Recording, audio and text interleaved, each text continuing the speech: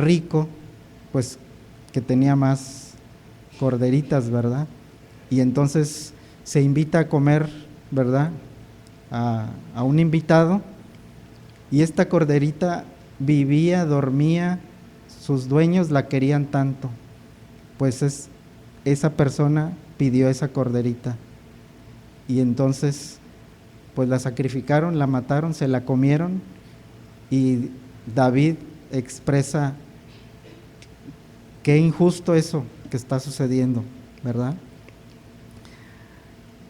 Entonces Natán, sin miramientos, ¿verdad?, con cierto temor, porque nadie le podía decir a ningún rey, estás mal o estás equivocado tan fácilmente, corría peligro su vida.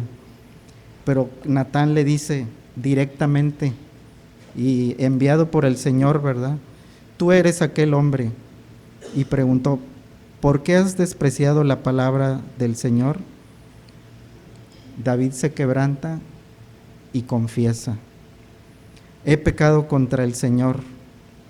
Pero nos sorprende Natán, que dice, el Señor ha quitado tu pecado, no morirás. Nos sorprende porque pensamos, oye, pues esto es una injusticia, merece castigo. Sin embargo, por cuanto con este hecho has dado ocasión de blasfemar a los enemigos del Señor, ciertamente morirá el niño que te ha nacido. Hay una consecuencia siempre por el pecado. Esto lo leemos en 2 de Samuel 12, 7 al 15. Esta frase, hermanos, nos sorprende. El Señor ha quitado tu pecado, pero nos lo dice a nosotros también. He aquí un escándalo. Desde el título de este salmo ya es escandaloso, ¿verdad? Urías está muerto porque obviamente lo envió al frente de batalla, un plan como que nadie se va a dar cuenta. Betsabé fue tomada a la fuerza, fue violada, y el bebé morirá. Natán dice en el 12:13, el Señor ha quitado tu pecado. Y nos preguntamos, ¿y nada más? ¿Solamente esto? David acaba de cometer adulterio, ordenó el asesinato sutilmente, ¿verdad? Ha mentido, despreció la palabra de Dios, dio ocasión para que los enemigos del Señor, dio ocasión de blasfemar, ¿verdad?, a los enemigos del Señor. Y vemos que el Señor quita su pecado. ¿Qué tipo de juez es Dios?, nos preguntamos. De repente no cualquiera acepta o simplemente olvida una violación, un asesinato, una mentira. Inclusive los jueces más justos no actuarían así, no lo permitirían.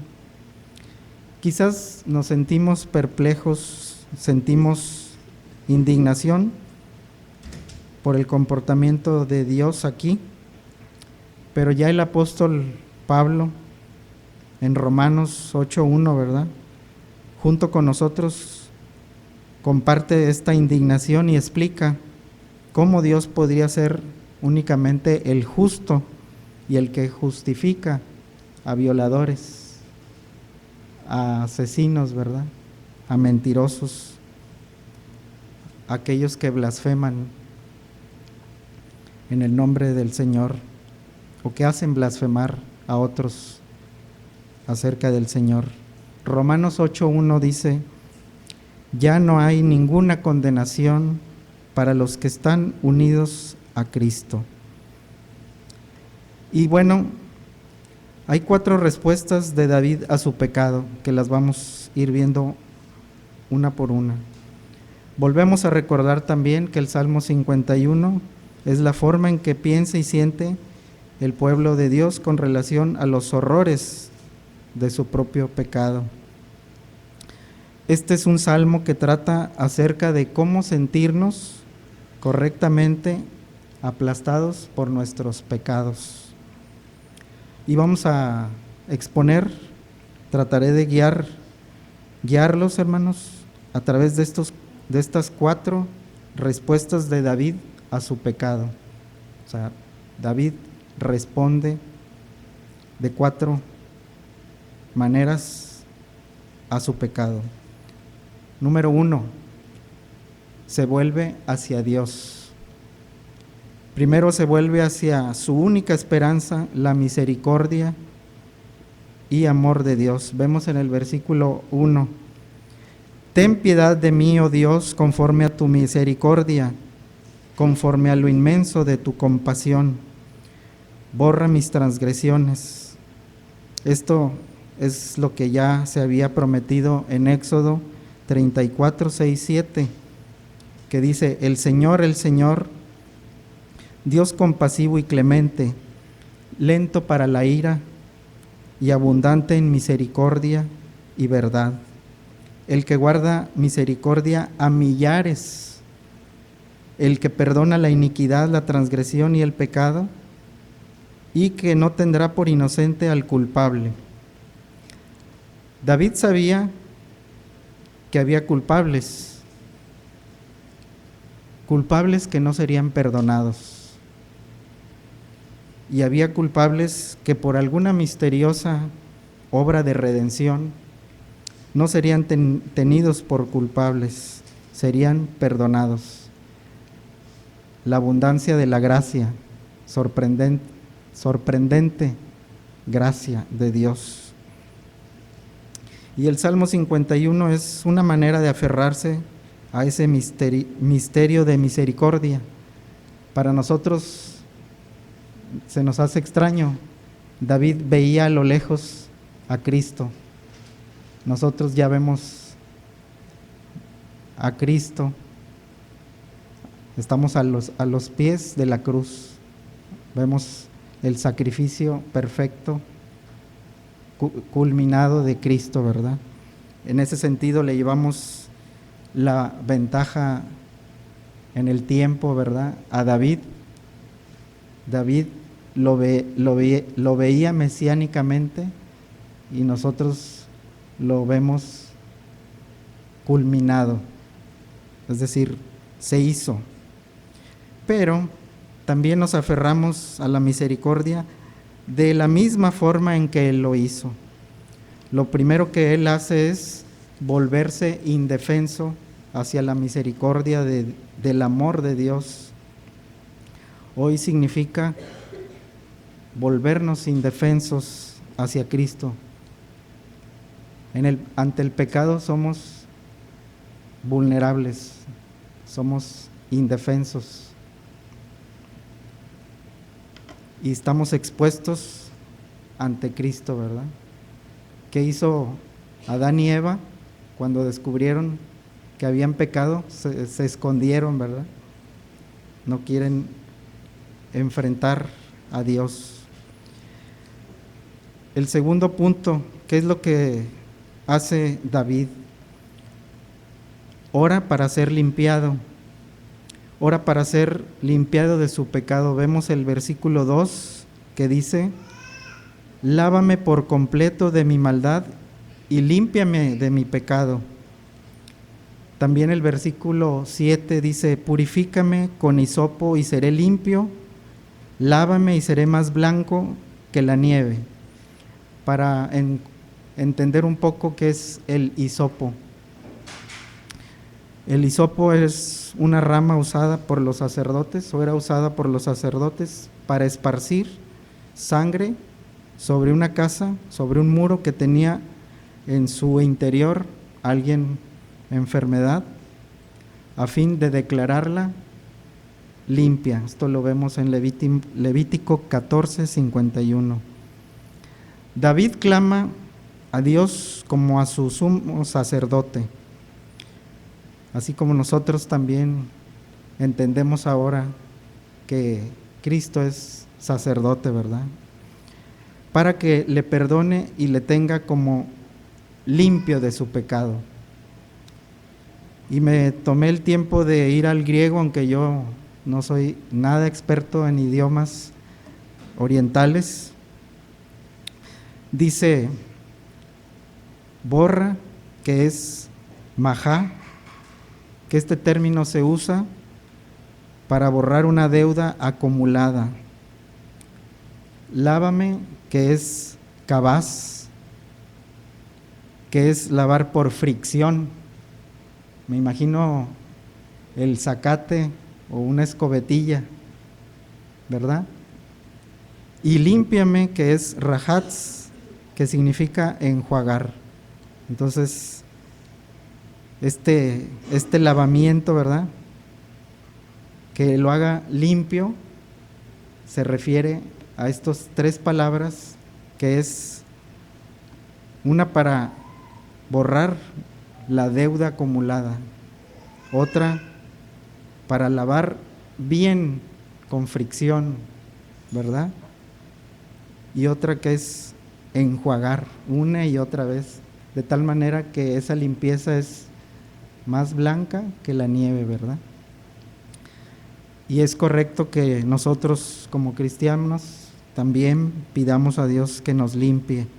En Primera de Juan 1, 7, 9 dice: pero si andamos en luz, como Él está en luz, tenemos comunión unos con otros, y la sangre de Jesucristo, su Hijo, nos limpia de todo pecado.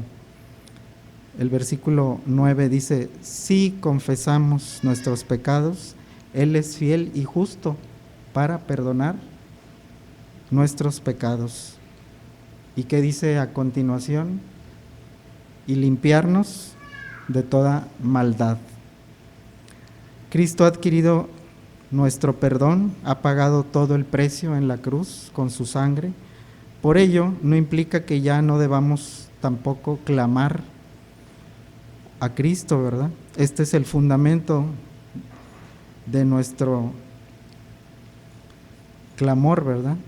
Esta es la razón por la que estamos confiados plenamente en la respuesta que obtendremos de Él. Es un sí, ¿verdad? Señor, límpiame. Sí, porque eres mi hijo. David busca indefenso la ayuda de Dios y luego ora para que Dios en su misericordia le perdone y le limpie. ¿Qué más hace David? Número 3, hermanos. David confiesa la seriedad de su pecado. No es cualquier cosa.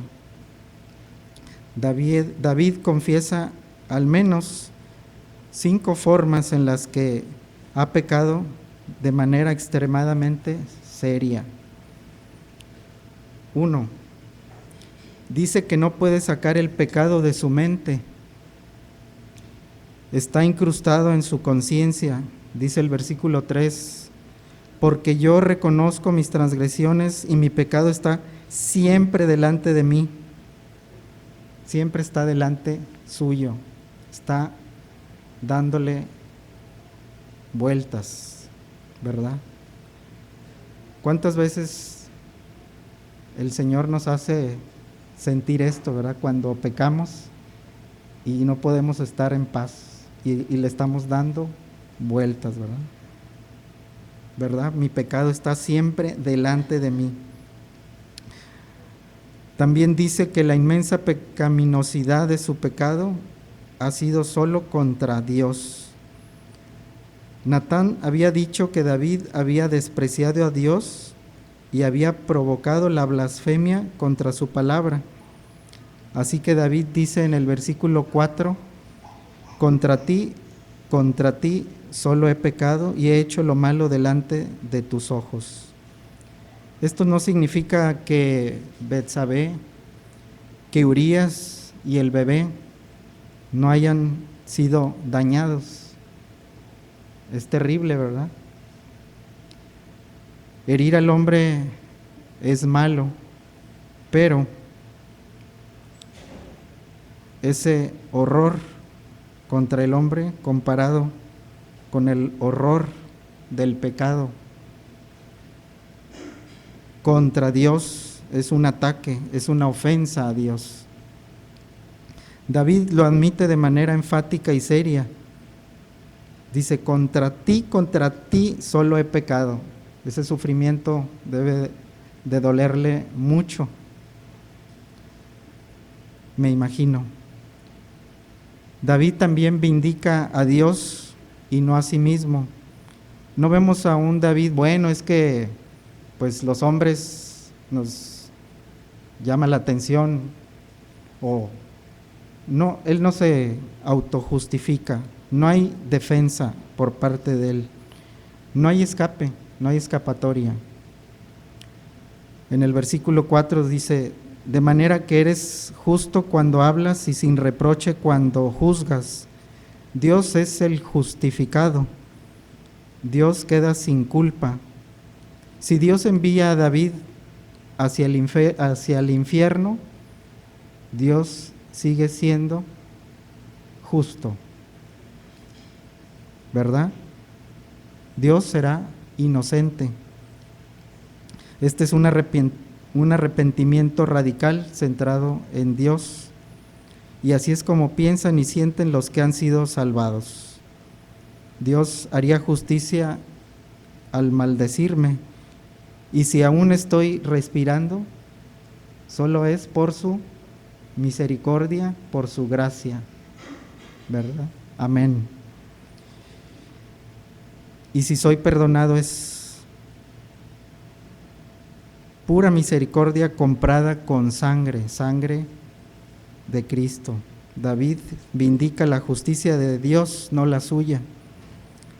Es reconocer, ¿verdad?, la justicia de Dios, y que lo que Dios decida es santo, perfecto, ¿verdad?, e inocente. Otro punto, otra forma en que David confiesa su pecado. David intensifica su culpa al dirigir la atención hacia su corrupción innata de nacimiento, ¿verdad? Ya lo vimos en la lección, versículo 5. He aquí yo nací en iniquidad y en pecado me concibió mi madre, ¿verdad? Algo que no podemos evitar. Algunas personas utilizan su corrupción innata para disminuir su culpa personal, pero David hace todo lo opuesto. Para él, el hecho de que haya cometido adulterio y asesinato y haya mentido es la expresión de algo peor. Él es así por naturaleza. Si Dios no le rescata, seguirá haciendo más y más mal. Así que él reconoce que es pecador desde el interior de su madre, y así es con todos nosotros, ¿verdad? Somos de naturaleza pecaminosa. La quinta forma en que David admite su pecado es que no solo contra la ley externa, sino contra la luz misericordiosa de Dios en su corazón ha pecado. Dice el versículo 6, he aquí tú deseas la verdad en lo más íntimo y en lo secreto me harás conocer sabiduría. Dios ha sido el maestro por mucho tiempo de David. David pasó tiempo largo en el desierto, fue perseguido, ¿verdad?, por Saúl. Tocaba un instrumento, componía poesía, padecía, tenía miedo, sufría, ¿verdad?, persecución. Dios le había hecho sabio para poder componer estos versos, para poder expresar por medio de estas palabras que nosotros en el 2014 siguen tan vivas como hace esos años, ¿verdad? David había obrado con tanta sabiduría y entonces el pecado tomó ventaja sobre él. He sido bendecido con tanto conocimiento y tanta sabiduría, oh cuán profunda debe ser mi depravación, que pude pecar contra tanta luz. Si David había estado conforme al corazón de Dios, ¿verdad? Había estado ante la luz, pero el pecado tomó ventaja y ahora reconoce que ha pecado contra la ley externa, pero contra algo mayor, ¿verdad? Contra la luz misericordiosa de Dios en su corazón. Así que de estas 5 formas David se une igual con el profeta Natán y a Dios al condenar su pecado y confesar lo profundo, las profundidades de su corrupción. ¿Qué más hace David? Él ora pidiendo renovación. Finalmente, después de verse o volverse desamparado ante la misericordia de Dios, orar por el perdón de ser limpiado y luego confesar la profundidad y grandeza de su pecado y corrupción. David pide más que perdón, pide una renovación. Él está apasionadamente comprometido para ser cambiado por Dios. Y al menos de 6 formas derrama su corazón para ser cambiado. El punto principal es: la gente perdonada está comprometida con ser cambiada por Dios. Los adúlteros, asesinos, mentirosos van a Dios buscando ser cambiados por Él. Y él ora para que Dios le confirme su elección. Y esta es una de las formas en que derrama su corazón para ser cambiado, ¿verdad? No solamente ya confesó o hizo lo que tenía que hacer, sino que ahora ora para que Dios le confirme su elección. En el versículo 11 dice: no me eches de tu presencia y no quites de mí tu Santo Espíritu. Sé que algunos cristianos decimos que somos elegidos y estamos seguros en la soberana gracia de Dios, y que eso no implica que perdamos la salvación, la cual no es así. Cuando David y yo y usted o nosotros oramos, cuando decimos no me eches de tu presencia y no quites de mi Santo Espíritu, de mí tu Santo Espíritu, no significa que pudiéramos perder la salvación. Queremos decir: no me trates como si no hubiera sido elegido. No me permitas caer y mostrar que solo fui llevado por el Espíritu y no sostenido por el Espíritu. Confírmame, oh Dios, que soy tu Hijo y nunca caeré. También él ora por un corazón y un espíritu nuevos, correctos y firmes. Dice: crea en mí, en el número 51:10 dice: crea en mí, oh Dios, un corazón limpio y renueva un espíritu recto dentro de mí. El espíritu recto es el espíritu establecido, firme, inconmovible. Él quiere acabar con este tipo de inestabilidad que acaba de experimentar, de vaivén, de inestabilidad. No queremos acabar, hermanos, nosotros con esto. Sí, ¿verdad? Aunque sabemos que por nuestra naturaleza caída, ¿verdad?, podemos volver a pecar, pero tenemos un abogado, ¿verdad?, para con Dios, por medio de Jesucristo, que se atraviesa, que se pone y nos ve como justos. También ora por el gozo de la salvación de Dios y por un espíritu que gozosamente desea seguir la palabra de Dios y ser generoso con las personas en lugar de desear explotarles. Aquí vemos el versículo 8. Hazme oír gozo y alegría, que se regocijen los huesos que has quebrantado. Cuando uno peca, ese dolor cala hasta los huesos.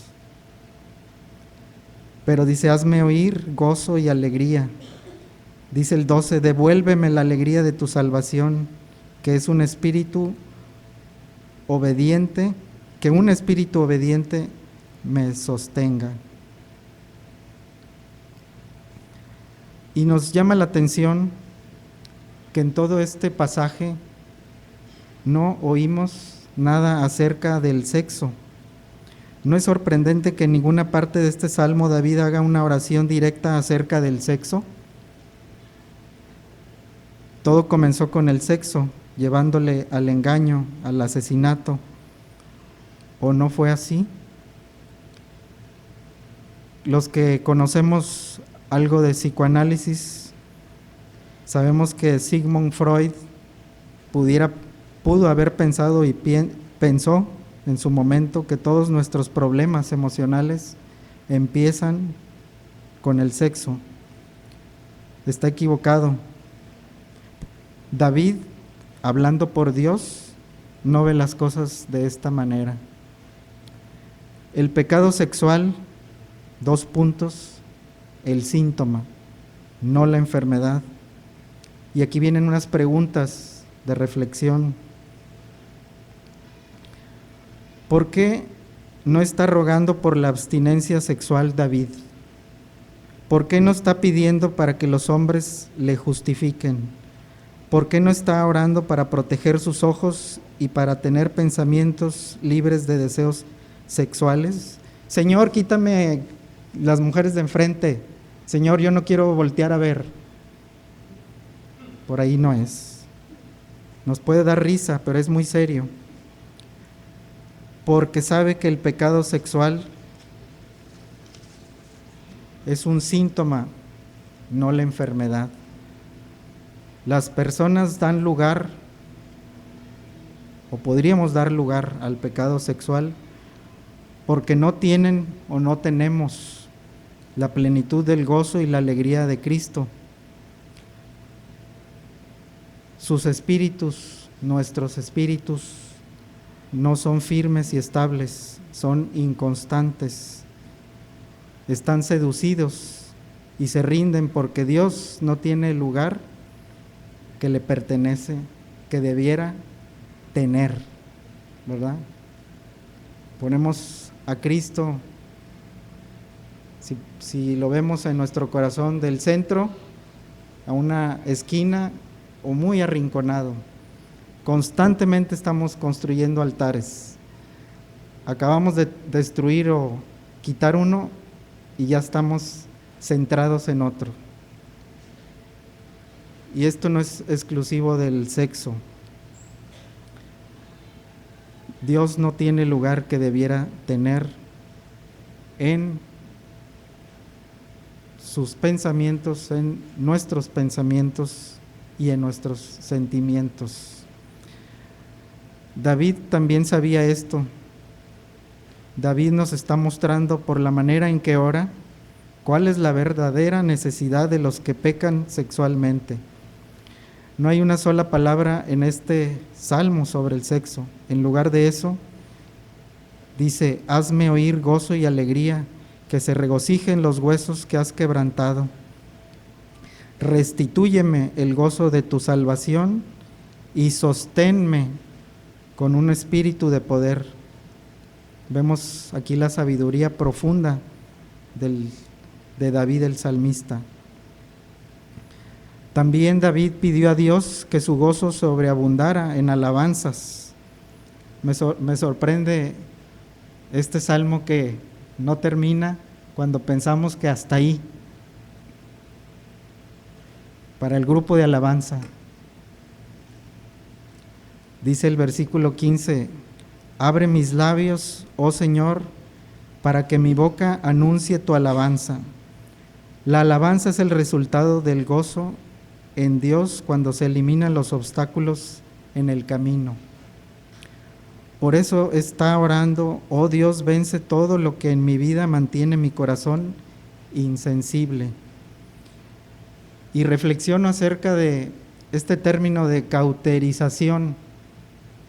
A veces tenemos ya cauterizado el corazón frente al pecado. Nos vamos acostumbrando, acomodando, de tal manera, sin darnos cuenta, la gracia abunda y pensamos, y podríamos pecar en pensar: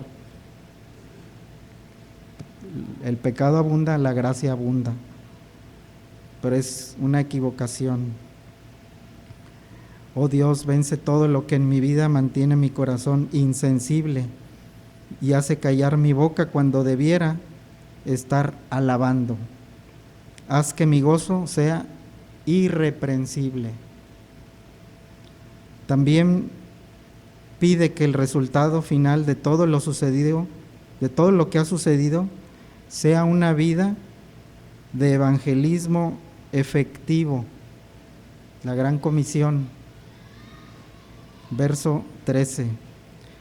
Entonces enseñaré a los transgresores tus caminos, y los pecadores se convertirán a ti. David no está satisfecho con ser perdonado, no está satisfecho con ser limpiado, no está satisfecho con ser elegido, no está satisfecho con tener un espíritu recto, no está satisfecho con estar gozoso en Dios, no estará satisfecho hasta que su vida quebrantada sirva para sanar a otros. Repite el versículo 13. Entonces enseñaré a los transgresores tus caminos y los pecadores se convertirán a ti. Lo que nos lleva hasta el último aspecto en esta situación, hermanos. David ha descubierto que Dios le ha quebrantado. En el versículo 8 dice: y que un corazón contrito y humillado es la marca de todos los hijos de Dios. El versículo 17 dice: los sacrificios de Dios son el espíritu contrito. Al corazón contrito y humillado, oh Dios, no despreciarás. Vimos que estos sacrificios de llevar el cordero, ¿verdad?, de ofrecerlo como holocausto, podrían no siempre ser o provenir de un corazón sincero, ¿verdad?, arrepentido. Pero en este caso, Dios ve al corazón y ve el corazón de David contrito y humillado, y en esta ofrenda Dios no lo desprecia. El gozo de un corazón quebrantado es fundamental, hermanos, para todo ser cristiano. Significa ser quebrantado y contristado. Es la marca de los hijos felices de Dios. Porque usted podría decir, hermano, ¿cómo un corazón contrito y humillado va a ser feliz? Pero es una marca que Dios nos pone para encontrar el gozo en Él, porque nos gozamos con Él, por Él y en Él. Estamos quebrantados y contristados en todo nuestro viaje al regreso a casa, no nuestra casa a la que vamos a salir ahorita, nuestro hogar celestial, porque ahí pertenecemos, a menos que el pecado nos tome la delantera. Estar quebrantados y contritos no limita nuestro gozo y alabanza y testimonio. Es el sabor del gozo cristiano y la alabanza y el testimonio. Y en palabras de Jonathan Edwards, con las cuales termino, dice: todos los afectos de la gracia, o sea, sentimientos y pensamientos, sentimientos y emociones que son un dulce aroma de Cristo, son sentimientos de un corazón quebrantado. El amor cristiano verdadero, sea a Dios o a los hombres, es un amor humilde y de un corazón quebrantado. Los deseos de los santos, aunque sean muy anhelados, son deseos humildes. Su esperanza es una esperanza humilde y su gozo, aun cuando es inefable y lleno de gloria, es el gozo humilde de un corazón quebrantado. A Dios sea la honra y la gloria por los siglos de los siglos. Amén. Dios los bendiga, hermanos.